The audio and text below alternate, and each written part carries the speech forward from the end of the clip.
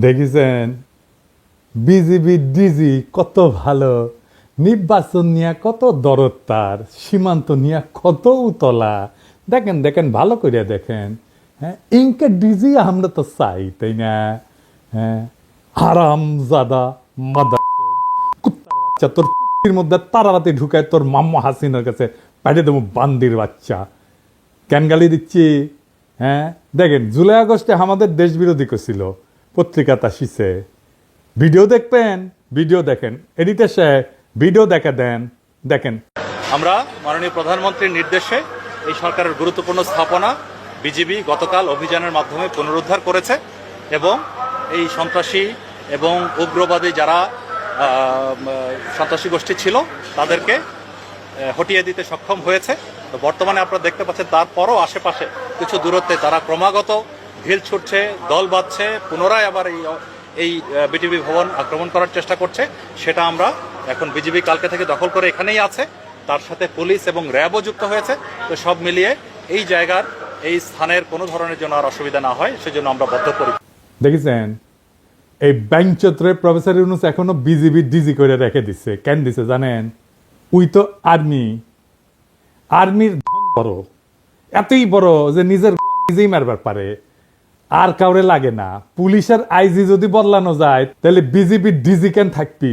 ওই ইলেকশন করবি, ওই অন্তর্ঘাত করবি, ও প্রধানমন্ত্রী কাটাল রানীর নির্দেশনায় করবি। এডিটর সাহেব দেন জাউরা সিল মেরে দেন, আরেটা দেন, আরেটা দেন, আরেটা মারেন। আর সামনে থাকলে চালা মুখ ফাটে দিলাম নি, একেবারে নাক মুখ ফাটে দিলাম নি। হারাম জাদা এ জাউরা শোন। দাঁড়ান দাঁড়ান এডিটর সাহেব, ওক বাম্বু দেওয়া এখনো শেষ হয়নি, স্ক্রিনে রাখেন। দেখে দেখে গালি না দিলে জোশ আসে না শৈলে। এই এখন কবু অর্ডার দিছে তাই করেছি, তাই না? তোর অর্ডারের মধ্যে কি লিখে দিছিল দেশবিরোধী ষড়যন্ত্র? ওটা কছু তো নিজের কুরকুরে নেত কছু তো। হাসিনা না পড়লে যে মোটা আজিজের মতো বিজিবি থেকে আর্মি চিফ জান বেনে দেয়, সেই জন্য কইছিল। কর্নেল রেদওয়ান ছিল না বিজিবি থেকে, সাবমেশিন গান দিয়ে গুলি করেছিল ছাত্র জনতার উপরে, সেটা তো ওর কমান্ডেই হয়েছে। উক্কান ৫ লাথি দিয়ে আর্মি ফেরত পাঠানো হয় নাই। 11 মাসের বেশি হয়েছে, তো 1 বছর হয়ে গেছে। তো ইমরুজ স্যার, আপনার যদি সব উপদেষ্টাদের কয়া দেওয়া লাগে কি করা লাগবে, তাহলে কেমনে হবে? ও রাখিছেন কেন? ওটি ও বিজেপি থেকে না সরাইলে ওর গোষ্ঠী শুদ্ধ তাল গাছে তুলবো আমি, কয়া দিলাম। পরে আবার কয়েন না আমি ওয়ার্নিং দেই নাই। যাই হোক, গরম দিয়া শুরু করে এখন এনা নরমে আসি, একাডেমিক আলাপেতে আসি। এনা সুশীল সাজি, সুশীল না হইলে তো আপনারা আবার দাম দেন না। হ্যাঁ সাজমু, হ্যাঁ দিছে, পারমিশন দিছে। সবাই আসেন আজকাল আলাপে, আমাদের সুশীলদের রাষ্ট্র বুঝা নিয়ে আসেন, আমরা একটু আলাপ করি। হ্যাঁ, আল্লাহর নামে শুরু করি। বাংলাদেশে এক অদ্ভুত ব্যবস্থা, সবাই কোশিশ করেছে প্রাইম মিনিস্টারের ক্ষমতা কেমনে কমানো যায়। বিএনপি কইছে ব্যক্তি কিংবা প্রতিষ্ঠানকে অধিক ক্ষমতা দিলে যেমন ফাঁসিবাদ কায়েম হয়, তেমনি নির্বাচিত সরকার এবং সংসদকে ক্ষমতাহীন করলে রাষ্ট্র দুর্বল, ভঙ্গুর, অকার্যকর হয়। অতি মূল্যবান কথা কইছেন। কিন্তু আমি মাঝে মাঝে ভাবি কি জানেন, এই লোকগুলি একদিন ধরে রাজনীতি করেছে, আর কিছু করেন না, কিন্তু খালি রাজনীতি, খালি রাজনীতি। এটা আর্গুমেন্ট তৈরি করতে পারে না। অনেকে কইবেন মির্জা ফখরুল কি আনার চাইতে কম বুঝে, বিএনপির এত নেতা কি কম বুঝে, আপনি সব বুঝে বসে আছেন, সব জানতা, আপনার চাইতে কি তাদের বুদ্ধি কম? সিসি, আমার সে বুদ্ধি কেন কম হবে? ওনাদের বুদ্ধি বেশি, নলেজ বড় বড় বড় নলেজ। হ্যাঁ হ্যাঁ, জানেন না নলেজের বড় গল্প জানেন না? আচ্ছা শোনেন, হ্যাঁ, এটা শফিক রেহমান ভাই ওর জায়দা দিনে লিখেছিলেন। আসেন এবার বড় নলেজের গল্প শুনি। তো ঘটক গেছে মাইয়ার বাপের কাছে বিয়ার পয়গাম নিয়া। হ্যাঁ, তো বিয়ার কথা শুনে আমার ক্ষুদ্র ভ্রাতারা উৎসুক হয়ে উঠছে, কি না যিনি কয়। তো ঘটক কইছে পোলা ভালো, বংশও ভালো, চাকরি করে, দেখতে শুনতে ভালো, রুচিবান, শিক্ষিত। হ্যাঁ, তো মায়ের বাপ বলে সবই তো বুঝলাম, তো পোলার নলেজ কেঙ্কা? তো ঘটক একটু লাজুক মুখে কয় যে নলেজ বড়ই আছে, গোসল করার সময় টাইমে দেখেছি আমি, তাই উনাদের নলেজ বড় আছে, এত বড় নলেজ, কিন্তু আক্কেল কম। আমি যদি বিএনপি করলামই নি, তাহলে কইতাম বাংলাদেশ রাষ্ট্রে কার ক্ষমতা বেশি? রাষ্ট্রপতির? রাষ্ট্রপতির না, প্রাইম মিনিস্টারের? তাও না। তাহলে কার বেশি? বুঝে ওরা কার বেশি ক্ষমতা? বুঝে না। বাংলাদেশের সংবিধান অনুযায়ী আদালত, আইন, জুডিশিয়ারি হলো রাষ্ট্রের সবচেয়ে শক্তিশালী প্রতিষ্ঠান। এমনকি সংসদ জনগণের প্রতিনিধিত্বকারী সংস্থার চেয়ে বেশি ক্ষমতা দেওয়া হয়েছে এদেরকে। প্রাইম মিনিস্টারের ক্ষমতা কমানোর চেষ্টা করিচ্ছেন কে? উনি আদালতকে রেখে দিয়া, এটারে কয় বিভ্রম। হাসিনা জুডিশিয়ারির শক্তিরে খায়া ফেলেছিল, কিন্তু জুডিশিয়ারি যে সবচেয়ে ক্ষমতাবান, এটাই হলো বাংলাদেশের বিচার ব্যবস্থা, শাসন কাঠামো, রাষ্ট্রের সবচেয়ে বিপজ্জনক সংকট। আপনি পিএম রাষ্ট্রপতিরে সরাইতে পারেন, বি চৌধুরীকে সরাইল না খালেদা জিয়ার সংসদ। পিএমকে তো জিতে আসতে হয় সংসদে, ভোট কারচুপি কন, দামি কন, নৈশকন, যাই হোক, একটা ভোট তো করে দেখাইতে হয় যে বইছে ভোট, তাই না? পাবলিকের কাছে যাইতে হয় তো, 5 বছর পরে ক্ষমতা ছাড়তে হয় তো, অন্তত নিয়ম আছে কাগজে কলম হইলেও। কিন্তু আপনি তো বিচারপতি অপসারণ করতে পারবেন না। পারবেন না তা না, পারবেন, কিন্তু সেটা সুপ্রিম জুডিশিয়াল কাউন্সিলের মাধ্যমে। মানে বুঝেছেন তো, 3 জন বিচারপতি দিয়া সুপ্রিম জুডিশিয়াল কাউন্সিল, আমরা আর মামুরা, ওরা যদি মনে করে বিচারপতি ভুল করেছে তাইলে শাস্তি হবে, আর যদি মনে করে বিচারপতির চরিত্র ফুলের মতো পবিত্র তাইলে কিছু হবে না। হ্যাঁ, বিষয়টা না বুঝে দেখি, কারণ এটা গুরুত্বপূর্ণ। তো বিচারপতি বাংলাদেশে অপারেশনের একটা ব্যবস্থা আছে, নাম হচ্ছে সুপ্রিম জুডিশিয়াল কাউন্সিল। দেখে মনে হয় খুবই গুরুতর, ভারসাম্যপূর্ণ একটা প্রক্রিয়া। হ্যাঁ, কিন্তু এটা খেয়াল করেন, এই সুপ্রিম জুডিশিয়াল কাউন্সিল কাদের নিয়ে তৈরি? প্রধান বিচারপতি আরো 2 বিচারপতি, মানে বিচারকের বিচার করবে বিচারকই, বন্ধু বিচার করবে বন্ধুর। যেন ধরা পড়া চোরের বিচার করতেছে চোরের মামা, এটা কি আপনি ন্যায় বিচার বলবেন? এই যে তত্ত্বাবধায়ক সরকারের আইন ছিল না, এটা কিন্তু সংসদ বানাইছিল, জনগণের প্রতিনিধিরা বানাইছিল, সেটা আদালত বাতিল করে দিল। তার মানে জনগণের প্রতিনিধি আইন বানাবে, সেটা চাইলে অনির্বাচিত আদালত বাতিল করে দিতে পারবে, যে আদালত কোথাও কারো কাছে জবাবদিহি করে না।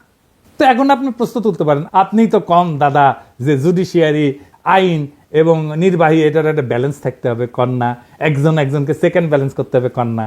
তো তাহলে জুডিশিয়ারি যদি এটা নাই পারে তাহলে ব্যালেন্স থাকবে কিভাবে? গুরুতর প্রশ্ন। আসেন আর একটু বুঝে দেখি। তত্ত্বাবধায়ক সরকার আইনটা সংসদ পাস করেছিল, মানে জনগণের প্রতিনিধিরা এটা আইন করেছে, কিন্তু আদালত সেটাকে বেআইনি ঘোষণা করে বাতিল করে দিল। এই প্রক্রিয়া আদালত নিজেই হয়ে ওঠে সর্বোচ্চ ক্ষমতাধর, অথচ সে আদালত সরাসরি জনগণের কাছে জবাবদিহি করে না। এখানে একটা গণতান্ত্রিক দ্বন্দ্ব সৃষ্টি হয়, সংসদ বনাম আদালত, কার হাতে তাহলে চূড়ান্ত কর্তৃত্ব? এটা গুরুত্বপূর্ণ একটা রাষ্ট্রীয় প্রশ্ন, দার্শনিক প্রশ্ন, রাষ্ট্রনৈতিক প্রশ্ন। ধরেন ইসলামে, এটা একটু বোঝার জন্য যে আসলে কার হাতে চূড়ান্ত ক্ষমতা, এটা বোঝার জন্য আমি একটু ইসলামী ধারণার একটা ব্যাখ্যা নিয়ে আসি। ধরেন ইসলামে আপনি আল্লাহ তাআলার কোনো শরীক কল্পনা করতে পারবেন না, আল্লাহ ছাড়া কোনো উপাস্য নাই, লা ইলাহা ইল্লাল্লাহু মুহাম্মাদুর রাসূলুল্লাহ, হযরত মুহাম্মদ সাল্লাল্লাহু আলাইহি ওয়াসাল্লাম তার প্রেরিত নবী, আল্লাহর কোনো শরীক নাই এবং হযরত মুহাম্মদ উনার প্রেরিত নবী। এই ফান্ডামেন্টালটা না মানলে আপনি মুসলমান না। আপনাকে ইসলামের দরজা অতিক্রম করার সময় এই কলেমা উচ্চারণ করতে হবে। ঠিক সেইভাবে রাষ্ট্রের বেসিক ধারণা হচ্ছে জনগণ রাষ্ট্রের মালিক, এইটা আগে আপনাকে বুঝতে হবে। তার ক্ষমতা সার্বভৌম, গণ অভিপ্রায়, জনগণের আকাঙ্ক্ষা, এটা সর্বোচ্চ আইন। গণতন্ত্রে আইন বানানোর অধিকার কেবলমাত্র নির্বাচিত প্রতিনিধিদের। আইন প্রণয়নের সাংবিধানিক ক্ষমতা সংসদের হাতে, কারণ তারা জনগণের সরাসরি ভোটে নির্বাচিত, তারাই জনগণকে প্রতিনিধিত্ব করে, তারাই জনগণের ভয়েস। আর বিচার বিভাগ নির্বাচন প্রক্রিয়া অংশগ্রহণ করে না, তাই তারা প্রতিনিধিত্বশীল না। অপ্রতিনিধিত্বশীল আদালত কি প্রতিনিধিত্বশীল সংসদের সিদ্ধান্ত বাতিল করতে পারে? এটা গণতান্ত্রিক অসাম্য তৈরি করে। আদালতের এই ক্ষমতা মানে আইনসভা বা সংসদের আইনকে চ্যালেঞ্জ করার অধিকার সাংবিধানিক হইলেও সেটা একটা সীমা আছে। আদালতের কাজ হইল আইন সংবিধান বিরোধী কিনা সেটা যাচাই করা, এটাকে বলা হয় জুডিশিয়াল রিভিউ। কিন্তু আদালত সংবিধান নিজেই ব্যাখ্যা দিয়া এমনভাবে পরিবর্তন করতে থাকে যেটা জনগণের ইচ্ছা অভিপ্রায়ের বিরুদ্ধে যায়, তাইলে আদালত নিজেই একটা স্বৈর শাসন হয়ে ওঠে, জবাবদিহিতাবিহীন শাসক শ্রেণী হয়ে ওঠে, আনঅ্যাকাউন্টেবল রুলিং ক্লাস হয়ে ওঠে। আদালত তখন গণতন্ত্রের অভিভাবক না, বরং গণতন্ত্রের বাধা হয়ে ওঠে। বাংলাদেশে সেটাই হয়েছে। আদালতের ক্ষমতা সীমাহীন হইলে ব্যালেন্স অফ পাওয়ার ভেঙে পড়ে। যদি আদালত চায় তাহলে সংসদে যে কোনো আইন বাতিল করে দিতে পারে। তাহলে কে বেশি ক্ষমতাবান, সংসদ না আদালত? আদালত। আবার সংসদ আদালতের বিচারপতিকে অপসারণ করতে পারে না, বুঝছেন? তাহলে এখানে সেকেন্ড ব্যালেন্সের কোনো ব্যাকরণ তো কার্যকর থাকে না। অর্থাৎ আদালত নিজেই একটা অদৃশ্য স্বৈরতন্ত্রের রূপ ধারণ করে।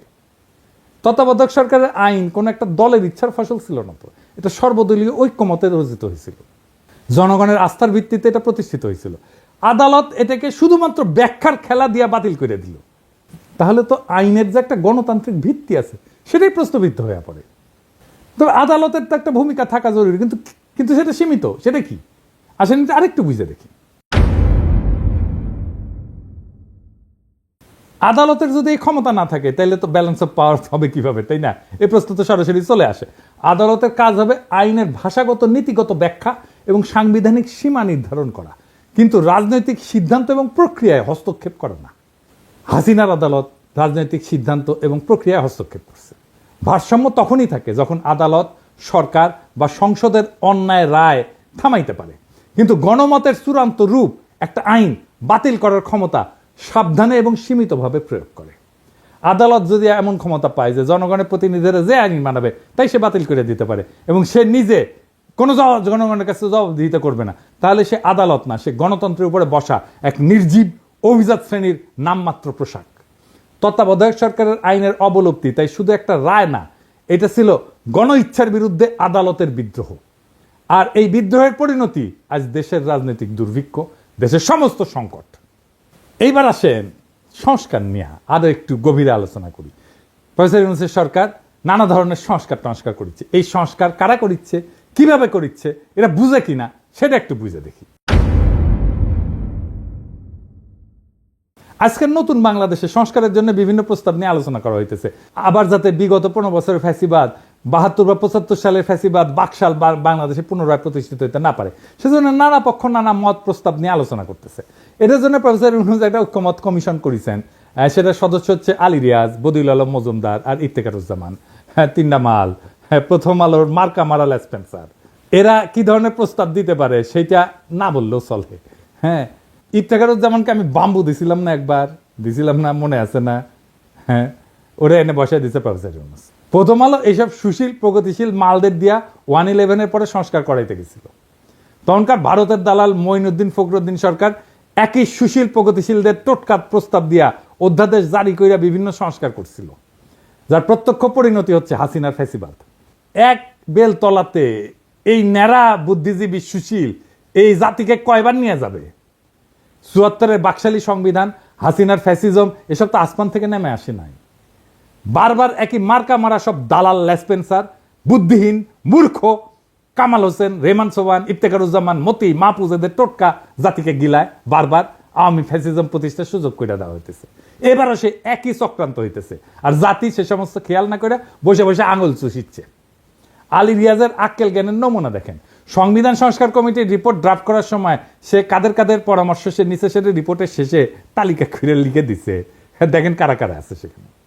মাহফুজা নাম, শাহিনা নাম, জানেন তো মাহফুজা নামের বউ, মানে মাহফুজা নামের বুদ্ধিতে শুধু চলবে না, তার বউয়ের বুদ্ধিও লাগবে। এই মাহফুজা নাম হাসিনার সামরিক মারণাস্ত্রে গুলি চালায় ছাত্রজনকে হত্যা করার নির্দেশ দেওয়ার পরে সেটার পক্ষে বয়ান লিখে এডিটোরিয়াল পাবলিশ করেছিল, যাতে সরকার কঠোর হস্তে এই আন্দোলন দমন করে। বিপ্লবের শহীদদের রক্তের সাথে বিশ্বাসঘাতকতা কইরা এরকম একটা জানোয়ারের বাচ্চার পরামর্শ নেওয়া লাগছে নতুন বাংলাদেশের সংবিধান কিরকম হবে সেটা ঠিক করার জন্য। বুঝেন তাইলে? আরো আছে প্রথম আলোর মতি, খুশি কবি, সবচেয়ে বড় আওয়ামী লেসপেন্সার রেহমান সোবান, মইনুল ইসলাম। হে খোদা, আমারে উঠায় নাও, নয়তো দড়ি ফেলাও, বায়া উঠা যায়। এর চেয়ে আওয়ামী লীগকে বলা হোক একটা সংবিধান ড্রাফট করে দিতে। হুদাহিতে সংস্কারের বালসাল নাটক কইরা মানুষকে বোকা বানানোর দরকার কি? আর শহীদের রক্তের সাথে প্রহসন করার দরকার কি?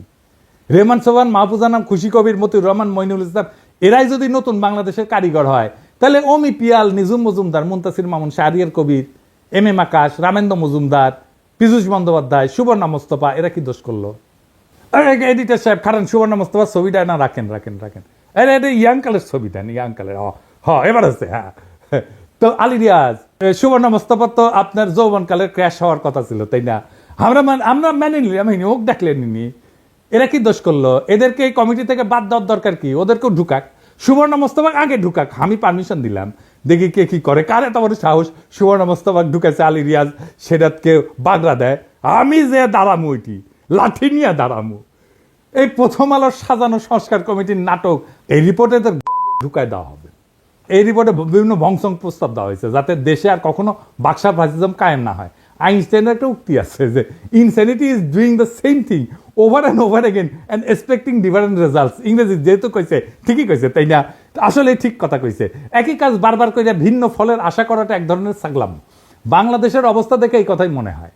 একই কবিরাজের দেওয়ার টোটকা জাতিকে বারবার গিলাইতেছে, বারবার আওয়ামী লীগ আর ফ্যাসিবাদের ফিরে আনা হইতেছে।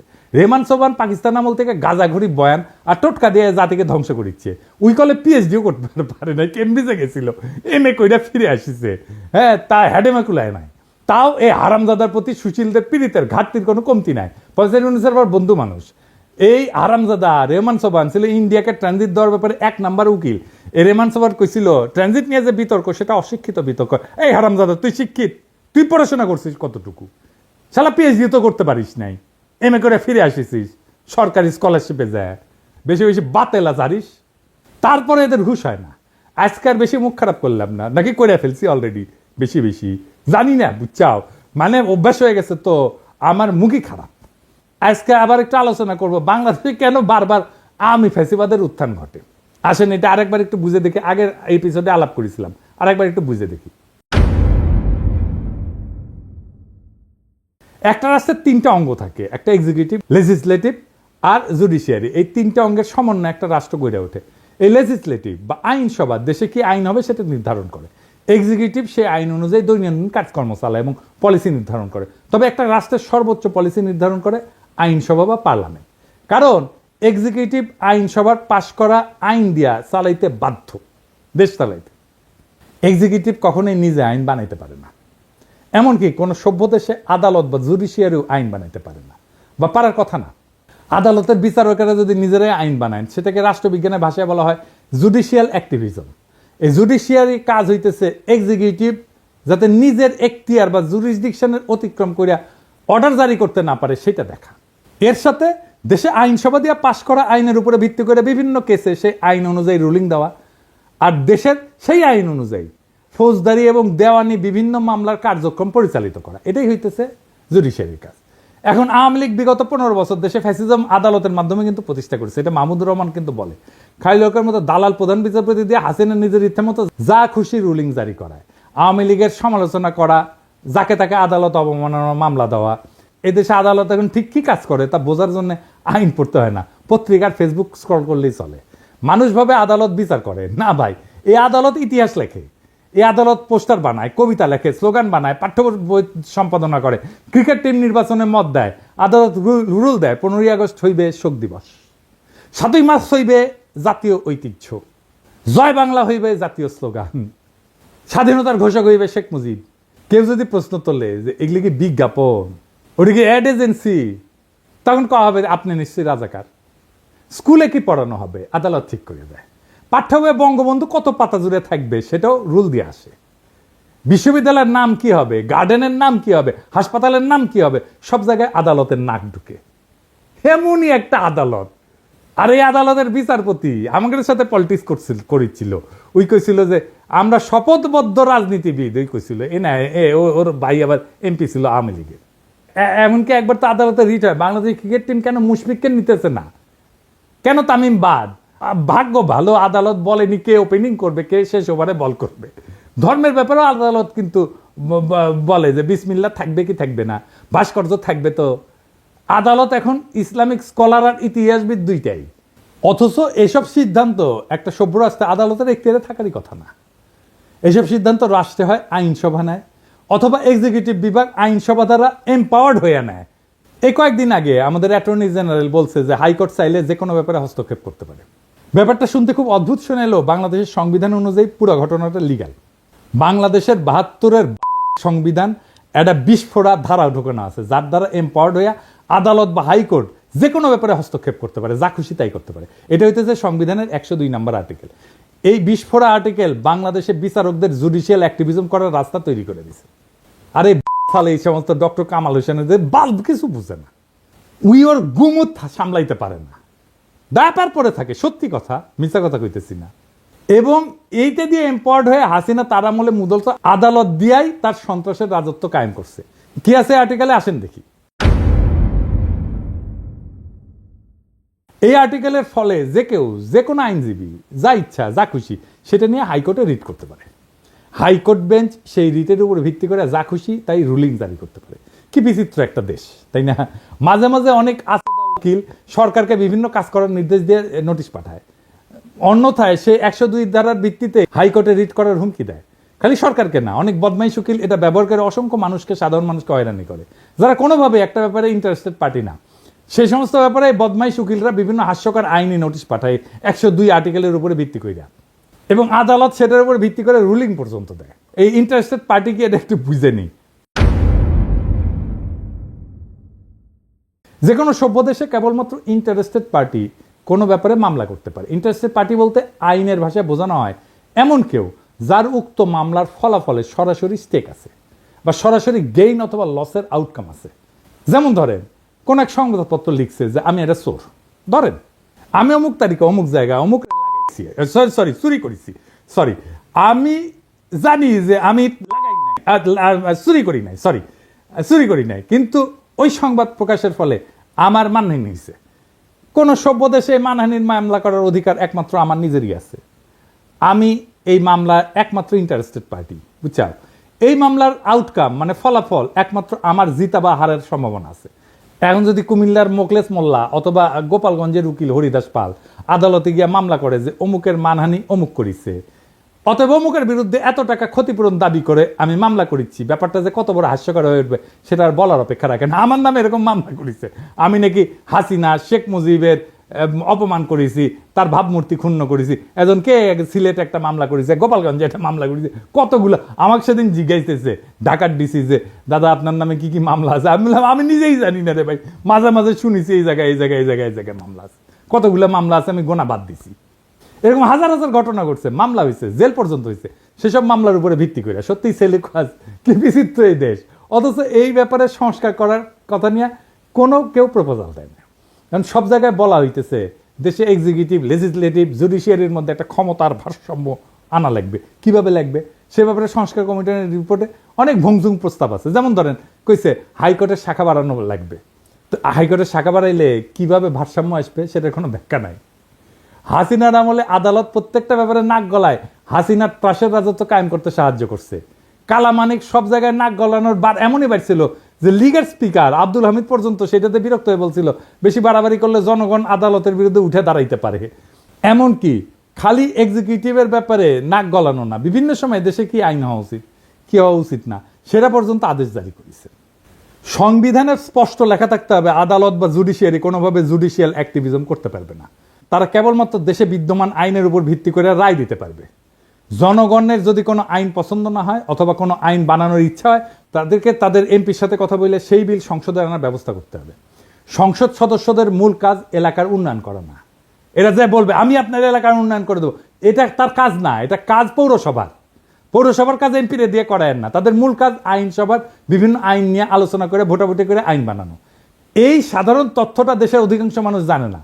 আর একটা হাস্যকর অভ্যাস এই জাতির কাছে আছে, কিছু হইলে সবকিছুতে আদালতে যা মামলা করে দেয়। যেমন বিপ্লবের পরে আওয়ামী লীগকে নিষিদ্ধ করা লাগবে, এটা নিয়েও আদালতে মামলা করতে গেছিল পোলাপাই, আদালতে রিট করে। অথচ একটা রাষ্ট্রে এই সিদ্ধান্ত নেওয়ার অধিকার সেই রাষ্ট্রের আইনসভার, যারা ওই দলকে নিষিদ্ধ করে আইন করতে পারে অথবা সংবিধানে ওই দলকে নিষিদ্ধ করে দিতে পারে। যেমন জার্মানিতে নাজি পার্টি, ওদের আইনসভায় পাশ হওয়া নাজিদের নিয়ে করা স্পেসিফিক আইন দিয়ে নিষিদ্ধ। ইতালিতে ফ্যাসিস্ট পার্টি একদম সাংবিধানিকভাবে উল্লেখ করে নিষিদ্ধ করা হয়েছে। এইখানে আদালতে গিয়া মামলা কইরা তাদেরকে টেনে আনা এই আশায় যে তারা রায় দিবে অমুক দল নিষিদ্ধ, এটা চূড়ান্ত নির্বুদ্ধিতা। কোনো আদালত দেশের আইনসভার বা এক্সিকিউটিভের কাজ করতে পারে না।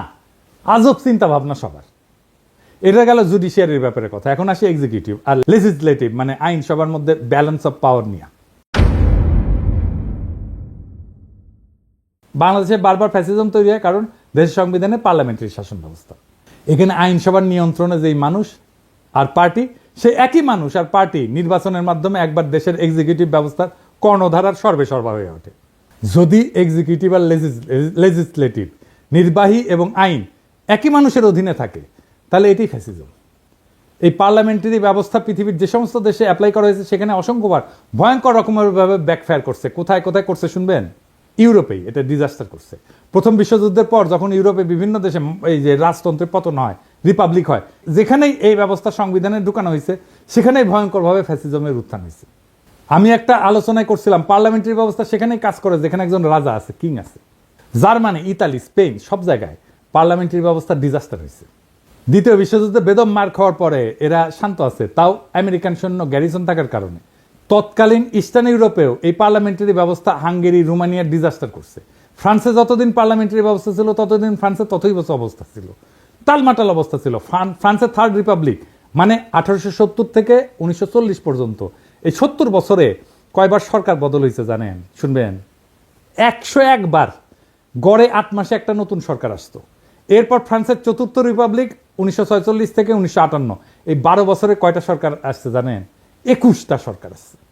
এই অরাজকতার ফলে বিভিন্ন কারণে 1958 সালে চার্লস দ্য গল ফ্রান্সের নতুন সংবিধান রচনা করে এবং ফ্রান্সে প্রেসিডেন্সিয়াল সরকার ব্যবস্থা রূপান্তরিত হয়। এখন কিন্তু এটা পঞ্চম ফ্রেঞ্চ রিপাবলিক।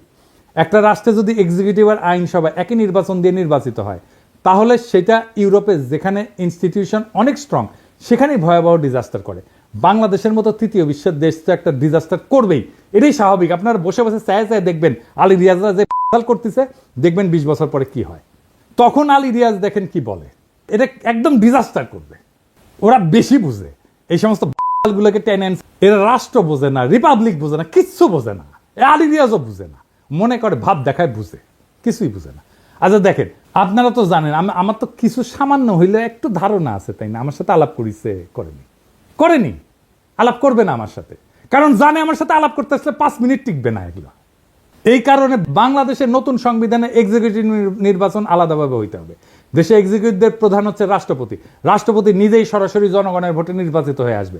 রাষ্ট্রপতি নিজেই এক্সিকিউটিভ, ডে টু ডে প্রশাসন আর পলিসি নির্ধারণ করবে।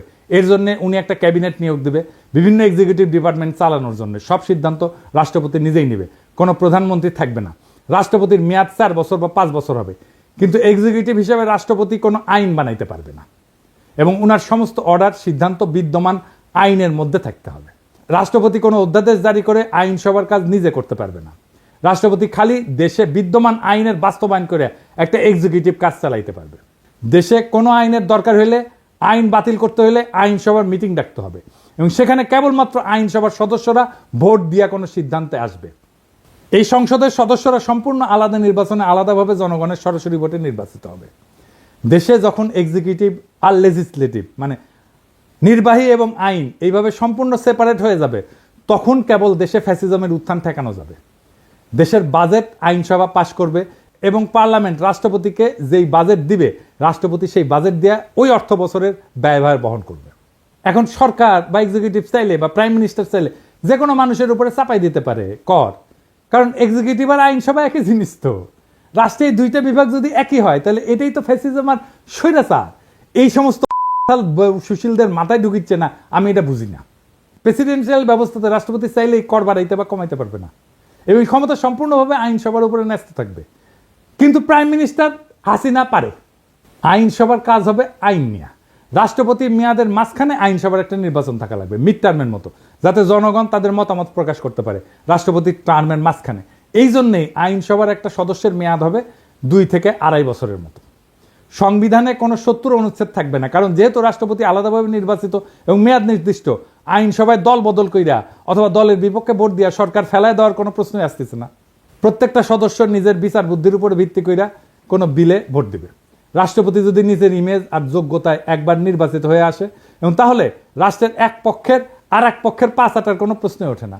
সুপ্পু যেরকম হাসিনা কদমবুসি করতো সেটা আর হবে না। গত 3 মাস ধরে মাননীয় প্রধানমন্ত্রীকে সালাম করতে গেলে উনি আমার সালাম নিতেন না। তা আমি দেখতাম যে ওনার চরণের ধুলো আমি পাই না। আমার মিশ্র প্রতিক্রিয়া হচ্ছিল যে উনি কেন আমার সালাম নেন না, না থাক থাক বলে।